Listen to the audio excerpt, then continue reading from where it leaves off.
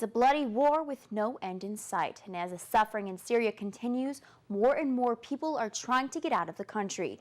The UN says almost 2 million men, women, and children have fled to neighboring countries.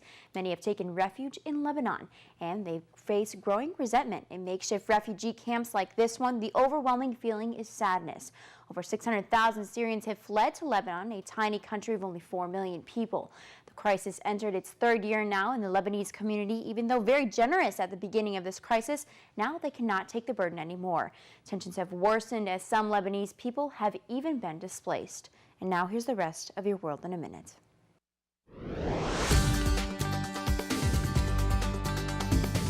Congressman Steve Stockman wants Congress to further investigate last year's deadly attack on the U.S. consulate in Benghazi, Libya. The Texas Republican has filed a discharge petition to force a House vote to create a committee to investigate the September 11th attack.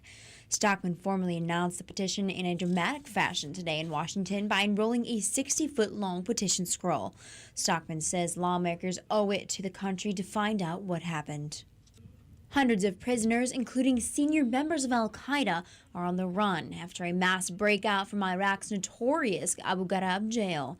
They were set free during a late-night attack on Sunday. Insurgents fired dozens of mortar rounds, set off suicide and car bombs.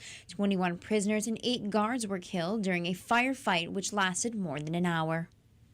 Hand rescue teams are scrambling to reach the site of Monday morning's strong and shallow earthquake in northwestern China, killing at least 89 people. Another 593 people are injured and 5 were believed missing after the quake tore through Gansu province. The quake hit along the border of 2 counties around 7:45 in the morning local time. Emergency services are covering the area, including the Red Cross Society of China, which is sending 200 tents and other supplies to shelter and sustain those left without homes. And that's your World in a Minute.